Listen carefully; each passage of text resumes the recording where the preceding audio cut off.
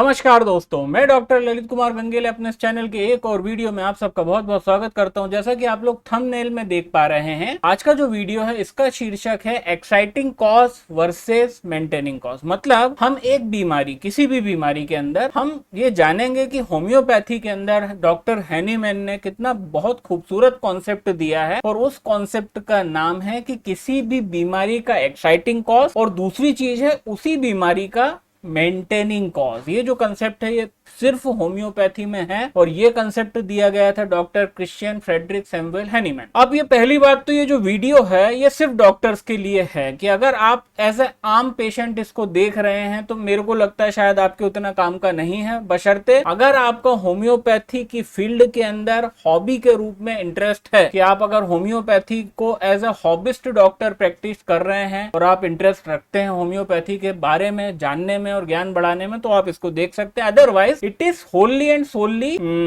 Of the utility only of the doctors and specially newly built doctor. अभी बड़ा simple है समझने में, नाम से ही पता चल रहा है कि exciting cause and maintaining cause. मतलब एक्साइटिंग कॉज मतलब वो कारण जिससे कोई भी बीमारी पैदा होती है। The cause of the initiation और exciting of disease is known as the exciting cause. कोई ज्यादा कठिन नहीं है इसको समझना, है ना। और जो दूसरा है वो that is the maintaining cause. मतलब वो कॉज, वो कारण जिसके कारण एक बीमारी मेंटेन होती है, मेंटेन जो करके रखता है बीमारी को, that is what is known as the maintaining cause. पर दोस्त, ये जितना आपको सरल सुनने में लग रहा है ये उतना सरल नहीं है इसको समझना। और सबसे इंपॉर्टेंटली ये क्लिनिकल प्रैक्टिस के लिए एक बहुत बड़ा आपका बेस बनाएगा। एक केस टेकिंग का जो प्रक्रिया होती है, केस टेकिंग को स्टार्ट कहां से करना है। क्योंकि देखिए, एज अ डॉक्टर आप सब लोग जानते हैं कि जब पेशेंट आपकी छाती पे आके बैठता है और वो सीधे सीधे बिना कुछ बोले, मतलब बिना कुछ आपसे कुछ सुने हुए, वो जब अपने एक्सप्लेनेशन देना चालू करता है, अपनी बीमारी का नरेशन देना चालू करता है, तो मैं पक्के विश्वास से कह रहा हूं कि खासकर नए डॉक्टर तो छोड़िए, काफी लर्नेड डॉक्टर के भी चीजें ऊपर से जाती हैं कि अरे यार इसने तो इतना सारा डाटा दे दिया, मैं कहां से शुरू करूं, अब मैं क्या करूंगा, इसने तो इतनी सारी बातें बता दी, आधे से ज्यादा तो मैं लिख भी नहीं पाया, मैं नोट डाउन नहीं कर पाया। तो ये एक डिलीमा हर एक डॉक्टर के दिमाग में होता है। क्योंकि देखिए, जब एक पेशेंट आता है तो उसकी साइकोलॉजी होती है ज्यादा से ज्यादा बातें आपको बताना चाहता है। तो वो खुद की, अपने पिछले जन्म की, अपने अगले जन्म की, अपने आस की, अपने पड़ोस की सारी बातें आपको बता देता है कि अभी मेरे साथ ये हो रहा है, हाँ सर डॉक्टर साहब वो 5 साल पहले ये हुआ था, वो पिछले साल मेरे साथ ऐसा हुआ था, और मेरे साथ कभी ऐसा ऐसा भी होता है। तो आप हो जाते हो कंफ्यूज, क्योंकि इतना डाटा मिलता है आप एनालाइज नहीं कर पाते, क्योंकि आपके पास कोई बेस नहीं है। और दोस्तों, ये जो रूल है एक्साइटिंग कॉज और मेंटेनिंग कॉज का, rather than rule I will say it, ये जो डेफिनेशन है ये आपकी बहुत मदद कर सकती है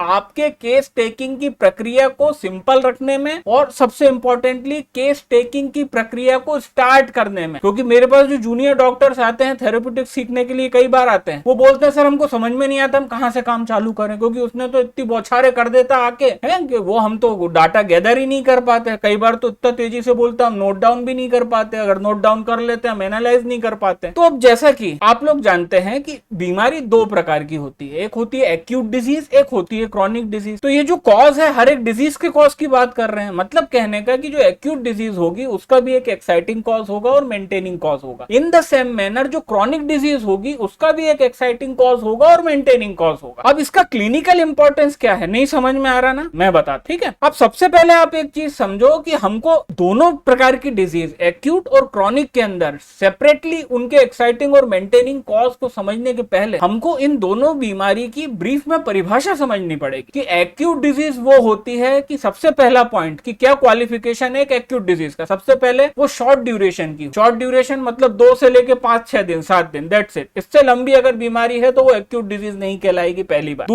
दूसरा जो क्वालिफिकेशन है, प्री क्वालिफिकेशन है टू बी एक्यूट डिजीज, कि या तो वो इलाज से सही हो जाए, कि आप प्लेनली इलाज करोगे वो ठीक हो जाएगी, या तो वो सेल्फ लिमिटिंग हो। मतलब कई ऐसी एक्यूट डिजीज बिना इलाज के भी सही हो जाती है, जैसे कि फ्लू, सर्दी, कहते हैं ना सर्दी में कि अगर डॉक्टर से इलाज कराओगे तो 7 दिन में सही होगी, नहीं तो 1 हफ्ते में सही होगी। वो इसलिए है कि that is a viral infection, और बहुत सारे acute viral infection self limiting होते हैं। तो या तो वो इलाज से सही हो जाए पहली चीज, या तो वो सेल्फ लिमिटिंग हो कि बिना के इलाज के सही हो जाए दूसरी चीज, या तो फिर वो पेशेंट की जान ले ले तीसरी चीज। ये 3 ही रिक्वायरमेंट है। अगर ये 3 रिक्वायरमेंट पूरी होती है कि बीमारी बहुत कम समय की है, 1 से लेकर 7 दिन की, दूसरी चीज या तो वो खुद सही हो रही है या इलाज से सही हो रही है, या फिर वो पेशेंट को मार रही है, तभी वो एक्यूट डिजीज है। उसके उलट व्हाट इज क्रॉनिक डिजीज, कि भाई ऐसी बीमारी जिसका जो ड्यूरेशन है वो सालों में होगा, कई सालों में होगा ड्यूरेशन, ठीक है। दूसरा पॉइंट कि वो अपने आप सही होगी नहीं, क्योंकि भैया अपने आप सही हो जाती तो सालों से 10 साल काय को खिंच रही होती कहानी, 10 साल से कहानी खिंच रही है। आज वो मेरे सामने ऐसा क्रॉनिक पेशेंट बैठा है क्रॉनिक डिजीज लेके, उसकी बीमारी 10 साल पुरानी है। तो ऐसी बीमारी जो खुद से सही ना हो, इनफैक्ट वो ट्रीटमेंट के बाद भी सही नहीं होगी, क्योंकि भाई ट्रीटमेंट तो वो ऑलरेडी लेके आया, कई होम्योपैथ के पास गया, उसके पहले एलोपैथी खाई, आयुर्वेदिक खाई। तो वो बीमारी जिसका मियाद लंबा हो, सालों में खिंचे, जो इलाज के बावजूद भी सही नहीं हो, अपने आप सही होने की तो बात भूल जाओ, और ऐसी बीमारी जिससे अमूमन पेशेंट की मौत नहीं होती पर उसको तकलीफ काफी रहती, तो ये होता है क्रॉनिक डिजीज। तो अब हमने समझा what is acute and chronic disease. अब आते हैं हम बिल्कुल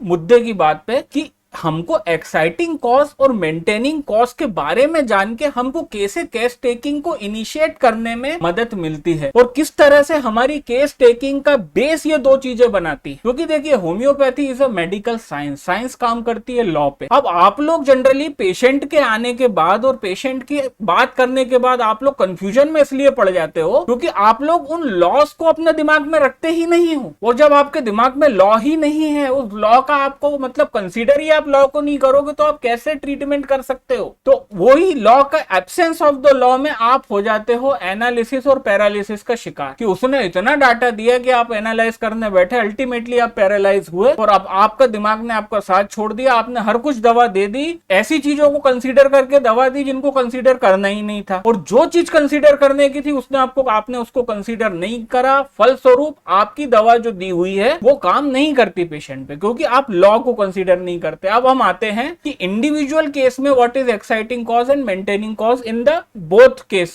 of acute as well as chronic disease, ठीक है। अब एक्यूट डिजीज, एक्यूट बोल रहे हैं, 2 से लेके 7 दिन की मियाद की मैं बात कर रहा हूं, ठीक है। तो इसका एक्साइटिंग कॉज क्या होगा, कोई ना कोई पेशेंट की हरकत, पेशेंट की कोई ना कोई बेवकूफी के कारण ही एक्यूट डिजीज एक्साइट होती है। एग्जांपल, आप एसी में बैठे थे, आप एकदम से बाहर निकल गए, एकदम धूप को आपने एक्सपोज कर दिया, या फिर आप एयर कंडीशन कार की चिल्ड कार में थे, आपने गाड़ी रोकी, आप सीधे बाहर निकल गए, आपकी गलती थी। तो ये पेशेंट की गलती के कारण 99% केसेस के अंदर एक्यूट डिजीज एक्साइट होती है, वो उसका एक्साइटिंग कॉज होता है। दूसरा एग्जाम्पल कि जो दिसंबर की बिल्कुल ड्राई कोल्ड विंड चल रही है, एकोनाइट की विंड चल रही है, उसके अंदर आप बिना टोपे के आप स्कूटी पे निकल गए, वो ठंडी हवा लगी, अल्टीमेटली आपको सर्दी और कफ में पकड़ लिया, ये आपकी गलती थी। तो ये एक्साइटिंग कॉज हो गया, कि ये एक्साइटिंग कॉज है उस एक्यूट डिजीज का, कोई ना कोई पेशेंट की गलती, या कोई ना कोई इन्वायरमेंटल सर्कमस्टेंसेस बोल सकते हैं, क्योंकि इसको गलती नहीं बोलेंगे, है ना। इसके लिए ज्यादा बेटर टर्म है कि कोई ना कोई इन्वायरमेंटल, कोई ना कोई ऐसी कंडीशन बनी कि आपको ये बीमारी हुई, आपको एक्यूट डिजीज पकड़ लिया, आपका बदन तपा हुआ था, ठीक है, आप कोई रनिंग करके आए, जॉगिंग करके आए, उसके बाद आप डायरेक्ट कूलर के सामने बैठ गए, एसी में बैठ गए, तो आप समझ रहे हैं मेरी बात, धूप में लू लग जाना, ये क्या है, ये एनवायरमेंटल फैक्टर है जिससे एक्यूट डिजीज एक्साइट होती है। आपने कुछ गड़बड़ खा लिया, आपने खाने में कोई बदमाशी करी है ना, आपने बहुत कुछ स्पाइसी खा लिया, आपको अगले दिन दस्त लग गए, this is what is known as the exciting cause in the acute disease, जो कि होता है 90% केसेस के अंदर पेशेंट की कोई गलती या फिर एनवायरमेंटल कोई फैक्टर ऐसा जिसके कारण उसको एक्यूट डिजीज ट्रिगर हो गई। तो ये एक्साइटिंग कॉज हो गया एक्यूट डिजीज का। अब what is the maintaining cause, दोस्तों यही पे मेन पॉइंट है कि एक्यूट डिजीज के अंदर as such there is no prevalence of the maintaining cause, क्योंकि भैया वो मेंटेन हो ही नहीं रही। हम तो बोल रहे हैं वो 6-7 दिन में या तो अपने आप सही हो जाएगा, या फिर वो इलाज से सही हो जाएगा, है ना, या तो फिर वो पेशेंट को मार देगा। तो पेशेंट अगर मर गया तो कोई इलाज की जरूरत नहीं, और इलाज कर रहे हैं, एक्यूट डिजीज है, वो अपने आप ठीक हो जाती है, इलाज से भी सही हो जाती है, और ज्यादातर एक्यूट डिजीज के अंदर दे आर सेल्फ लिमिटिंग, वो अपने आप सही हो जाती है। मतलब कहने का कि ये मेंटेन ही नहीं नहीं हो रही है, ये आगे तक नहीं खिंच रही है। तो जो लुब्बे लुबाब इस चर्चा का in the case of acute disease, की एक्यूट डिजीज के अंदर मोस्ट इंपॉर्टेंट चीज होती है एक्साइटिंग कॉज। एक्यूट डिजीज के अंदर कोई भी एज सच मेंटेनिंग कॉज नहीं होता, या फिर अगर होता भी होगा तो exciting cause he acute disease में मेंटेनिंग कॉज होता है। मतलब आपने एक बार धूप लगी, आपको ऊपर काम था, आपने 2 दिन आराम करा, आप फिर से बाहर निकल गए, सेम हरकत आपने वापस करी,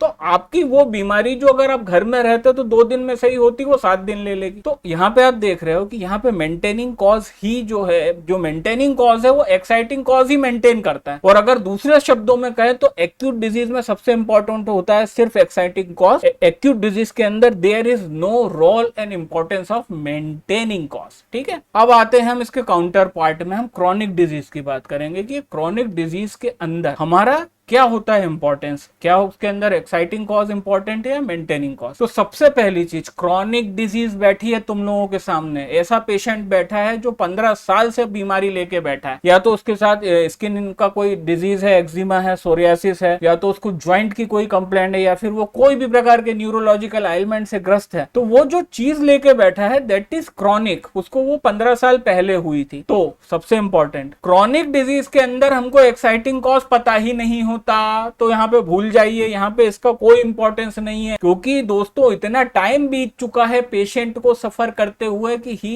has forgotten about the exciting cause of the disease. पहली चीज। दूसरी चीज, जिस तरह से, अब यहाँ पे दूसरी चीज के बारे में पहले डिटेल में समझ लीजिए कि इसके अंदर सर्वोपरि और सबसे इंपॉर्टेंट होता है मेंटेनिंग कॉज। क्यों? क्योंकि जिस तरह से एक्यूट डिजीज तो 5-6 दिन भी नहीं टिक रही, अपने आप या तो सही हो जाती है या इलाज से सही हो जाती है, पेशेंट को मार देती है। बट दोस्तों ये बीमारी पेशेंट को तो मरने नहीं देगी, और पेशेंट को ये परेशान करती है 5 साल, 10 साल, 15 साल, 20 साल। तो भाई कॉमन सेंस लगाओ कि कोई एक बीमारी इतनी मजबूत और टिकाऊ कैसे हो सकती है कि वो 20 साल एग्जिस्ट कर रही है बॉडी के अंदर। सोचो 20 साल टिका के कुछ तो होगा भाई, है ना, कुछ तो होगा। इसके लिए जो एक एग्जांपल हमारे लेक्चरर सर ने दिया था, उनने हमको एक दिए का एग्जांपल लिया कि हमारे पास 2 दिए, एक दिया है जिसके अंदर सिर्फ हमने रुई को थोड़ा सा भिगा करके घी के अंदर या तेल के अंदर हमने सिर्फ रुई रख दी, और दूसरा मेरे पास एक दिया इतना बड़ा, उसके अंदर इतनी लंबी बत्ती है, और इतनी लंबी बत्ती के साथ उसमें आधा लीटर तेल जल रहा है,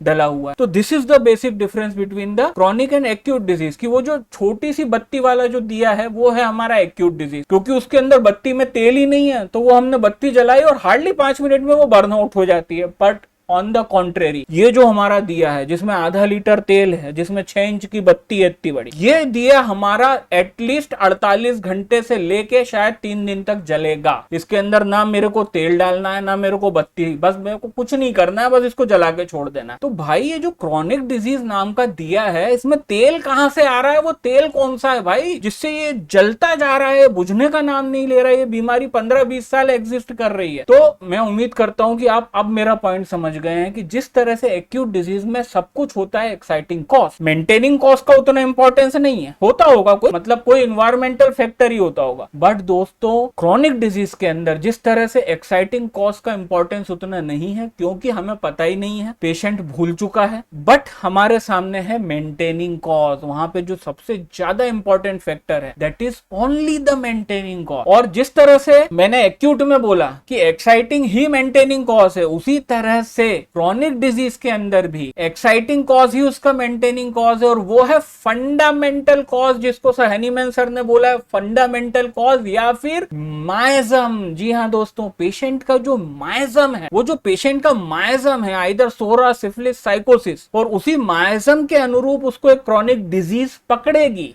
ठीक है, मतलब वो अगर सोरिक है तो उसको कोई क्रॉनिक स्किन डिजीज होगी, अगर वो साइकोटिक है तो उसको क्रॉनिक आर्थराइटिस जैसी बीमारी होगी, जॉइंट के इन्वॉल्वमेंट होंगे, अगर वो क्रॉनिक सिफिलिटिक है तो उसके अंदर कोई क्रॉनिक डिस्ट्रक्टिव डिसऑर्डर जैसे कि अल्सरेशन, ये जो इंडोलेंट अल्सर होते हैं, वेनस अल्सर्स होते हैं, ये सब होंगे। तो यहाँ पे एक्साइटिंग कॉज ही इसका मेंटेनिंग कॉज है, मतलब जो फंडामेंटल माइजम था दोस्तों, उसी माइजम ने क्रॉनिक डिजीज के अंदर बीमारी को पैदा करा, जबकि एक्यूट डिजीज के अंदर किसने पैदा करा था बीमारी को? कोई इन्वायरमेंटल फैक्टर, कोई पेशेंट की गलती, ठंडे में ठंडे से गर्म में जाना, ठंडी हवा में बिना टोपी पहने निकल जाना, एकोनाइट की ठंड में एक्सपोज होना है, लू लग जाना, गर्मी लग जाना, कुछ खा के पेट खराब कर लेना। तो जिस तरह से एक्यूट डिजीज में एक्साइटिंग कॉज था कोई इन्वायरमेंटल फैक्टर या पेशेंट की गलती, उसके बिल्कुल उलट क्रोनिक डिजीज के अंदर एक्साइटिंग कॉज होता है fundamental miasm of the patient, और इसको फंडामेंटल कॉज बोला गया। और वही माइजम जो पेशेंट का होता है, वही माइजम इसके अंदर बीमारी को पैदा भी करेगा, और वही माइजम इसके अंदर उस मोटे वाले बड़े वाले दिए के तेल का काम करके जिस तरह से उसकी जो बत्ती है वो लगभग 3 दिन तक बिना रुके जल सकती है, उसी तरह से हमारा माइजम इस पेशेंट के अंदर मेंटेनिंग कॉज का भी काम करेगा और बीमारी को खींचेगा 15 से 20 साल। अब इसका क्लिनिकल इंपॉर्टेंस क्या है? बड़ा अच्छा लगा सुनने में, अच्छा हमने बताया आपको अच्छा लगा। भाई क्लिनिकल इंपॉर्टेंस यहाँ तो बेस बन गया ना मेरा। कहने का मतलब मेरे पास जब एक्यूट केस आएगा तो उसके अंदर मेरे को कॉज को फाइंड करना है। अगर उसने बोला सर मैं एसी में बैठा था, मैं बाहर निकला, ठंड से मैं गर्म में निकला, टेम्परेचर डिफरेंस के कारण कौन सी मेडिसिन है? भाई डलका मारा, खत्म केस, डलका मारा देना है बस आपको, पूरी केस टेकिंग खत्म साली। एक कॉज मिल गया, खत्म, टाटा बाय बाय गया। आपने डलका मारा दी, पेशेंट सही। मैं धूप में निकला था, मैं पानी नहीं पी पाया, मेरे को धूप लग गई, natrum mur natrum carb, case खत्म। आपने ये मेडिसिन दी, खत्म, टाटा बाय बाय गया, बीमारी गई। उसने बोला मैं बिना टोपी पहने दिसंबर की ठंड में निकला था, ड्राई कोल्ड विंड चल रही थी, कॉज एकोनाइट, एकोनाइट का केस है, ठंड बैठ गई, रात को 12 बजे के पहले या तो सर्दी हो गई या खांसी आने लग गई, एकोनाइट, एक डोज एकोनाइट, केस खत्म। ये है importance of the exciting and maintaining cause. और वहीं अब मैं एग्जांपल क्लिनिकल देता हूं क्रोनिक डिजीज का। भाई क्रोनिक डिजीज वाला मेरे सामने बैठा है, उसके अंदर मेरे को सीधा उसका मियाजम को डिटेक्ट करना है, और मियाजम को डिटेक्ट करने की भी जरूरत नहीं है। अगर आपके अंदर बुद्धि है, अगर आप पढ़े लिखे डॉक्टर हो, अगर आप थोड़े बहुत लिटरेट हो मेरी तरह, तो भाई उसकी जो कंप्लेंट लेके आया है उसकी कंप्लेंट खुद अपने आप बता देगी कि बाबा ये सो रहा है, ये सिफिलिस है, ये साइकोसिस है। तो उसके अंदर हमको एंटी माइजमेटिक मेडिसिन के साथ ट्रीटमेंट हम चालू करेंगे। अब मैं क्लिनिकल वाला हूं तो मेरी ज्यादा अकल है मेरे में, मैं क्या करता हूं, एक तो मेरे को माइजम पता चल गया, एक एंटी माइजमेटिक डिप्लॉय कर दी, प्लस एक जो मेडिसिन क्लिनिकली उसकी बीमारी और इंडिकेशन ऑफ सिम्टम पे आ रही है मैंने वो दे दी। और ये जो प्रिस्क्रिप्शन हम जो डिप्लॉय करते हैं, मैं चैलेंज कर रहा हूं साला कितने ही क्रॉनिक डिजीज ले आओ, 1 महीने के अंदर बंदा बोल देता है, बोले सर 15 साल के अंदर आज तक इतने सैकड़ों डॉक्टरों को दिखा चुका हूं, इतना फायदा 1 महीने में नहीं पड़ा जो मेरे को आपकी दवा से पड़ा और आपके इलाज से पड़ा। तो दोस्तों यहां तक मैं उम्मीद कर रहा हूं कि आप लोग समझ चुके हैं कि what is the difference between the exciting and maintaining cause and what is the importance of the exciting and maintaining cause in the acute disease and in the chronic disease। और आप ये भी भली भांति शायद समझ चुके हैं कि आपको acute disease और chronic disease के अंदर सिर्फ आप exciting और maintaining cause को अगर कंसीडर करें तो आपकी केस टेकिंग करना कितना इजी हो जाता है, कंक्लूड करना है, कंक्लूजन पे पहुंचना कि इसको ये मेडिसिन देना है, वो कितना इजी हो जाता है। तो दोस्तों बहुत बहुत धन्यवाद आप सब लोगों का समय निकाल करके चैनल से जुड़ने के लिए और वीडियो को देखने के लिए। अगर आपको वीडियो पसंद आया तो चैनल को सब्सक्राइब करें, कंटेंट पसंद आया तो इसको अपने दोस्तों के साथ शेयर करें। इस हफ्ते में आने वाले इवेंट में और हर शनिवार को शाम को 4:30 बजे होने वाली लाइव स्ट्रीम में आप सबसे मुलाकात होती है। तब तक के लिए नमस्कार।